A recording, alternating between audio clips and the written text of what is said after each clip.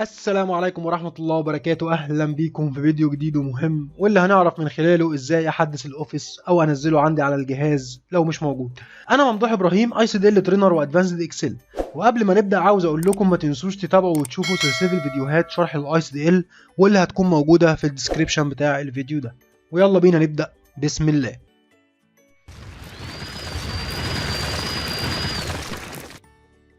اول حاجه عندي طبعا بجيب الديسكتوب بالشكل ده. طبعا ده ويندوز 10. بدور على كنترول بانل. طبعا لو ويندوز 7 برضه او اي نسخه حتى لو 8 بنفس الخطوات دي بنقدر ان احنا نعمل نفس الموضوع. بجيب كنترول بانل وافتحها بالشكل دوت، بيفتح لي الشاشه دي. طيب لو انا ما لقيتش كنترول بانل موجوده عندي في الديسكتوب زي كده، ممكن ان انا اروح عليها بسهوله جدا. هفتح ماي كمبيوتر بالشكل ده وابدا اكتب هنا كنترول بانل. هكتب كلمه كنترول بانل او هلاقي الاختيار بتاعها موجود، ادوس عليها هيفتح لي الشاشه بتاعتي زي ما انتم شايفين. طبعا الشاشه دي بتكون ظاهره بثلاث حاجات، يا اما بالكاتيجوريز بالشكل ده، او ان هي اللارج ايكونز تكون بالشكل ده، او بالسمول ايكونز بالشكل ده. تمام. طبعا هنا بيكون ظاهر كل حاجه بالتفصيل، كل التولز اللي موجوده بتاعت الويندوز كلها بالتفصيل، واقدر ان انا ادور هنا على الحاجه اللي انا محتاجها وابدا ان انا اخش عليها. طبعا انا ممكن اجيب على كاتيجوريز اسهل، هلاقي كلمه بروجرامز هنا، انستول بروجرامز. هضغط عليها بالشكل ده، هيفتح لي كل البرامج اللي موجودة عندي على الكمبيوتر او اللابتوب. طبعا هدور هنا على مايكروسوفت اوفيس، طبعا بلاقي اسمه بالشكل ده كامل، مايكروسوفت اوفيس بروفيشنال بلس 2016. تمام. طبعا النسخة الانجليش. طيب هو ده الاوفيس عندي. لو انا مثلا لقيت اوفيس ده 2013 2010 2007 ومحتاج ان انا اشيله، طبعا بشيل الاول قبل ما انزل الاوفيس الجديد. هبدا ان انا اعلم على البرنامج اللي انا عايزه، اللي انا عايز امسحه. هلاقي عندي في حاجه اسمها انستول، هدوس عليها بالشكل ده. هيبدا يقول لي انت مستعد انك انت تمسح الاوفيس؟ هقول له ايه انستول. هيبدا ان هو يحمل، هدوس بس كليك هنا بالشكل ده، هيبدا ان هو يحمل لحد ما يتمسح على طول. طبعا عشان وقت الفيديو ميبقاش طويل، اول لما يتمسح هنرجع لكم تاني وهنقول لكم ازاي ان احنا نسطب الاوفيس من جديد.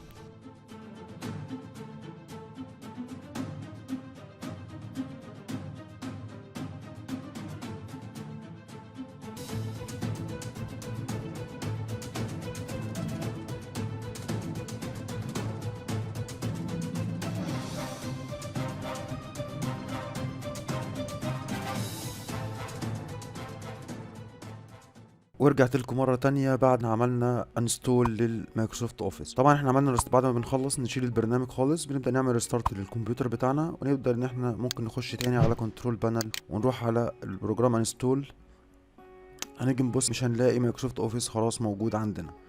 نتاكد طبعا ان هو مبقاش موجود، ولازم ان انا اعمل ريستارت للجهاز عشان يبقى كل الملفات بتاعته ما بقتش موجوده عندي، وما ياثرش على سرعه الجهاز بعد انه ميبقاش فيه اي مشكله.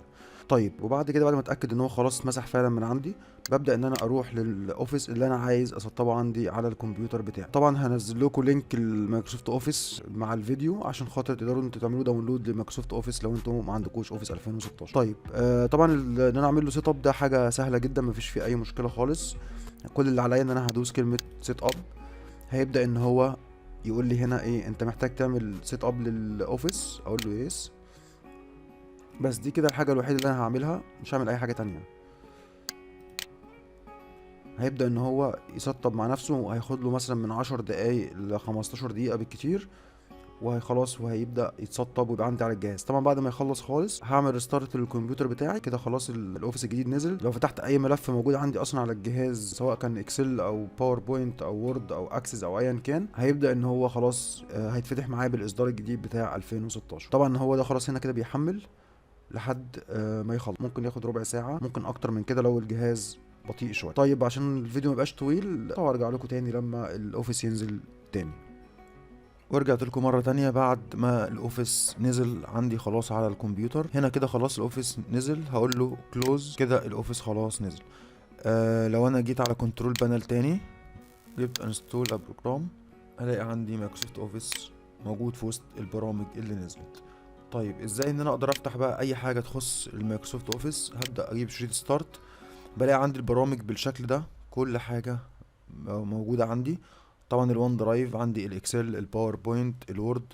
اقدر ان انا افتح اي حاجه خلاص اشتغل معايا مايكروسوفت اوفيس 2016. طبعا هنزل لكم لينك الداونلود بتاع الاوفيس نفسه، هرفعه لكم على رابط تحميل تقدروا تنزلوه منه، وهحط لكم اللينك في الوصف بتاع الفيديو. ما تنسوش تعملوا لايك للفيديو وسبسكرايب للقناه عشان تتابعوا كل جديد ينزل. بشكركم جدا، والسلام عليكم ورحمه الله وبركاته.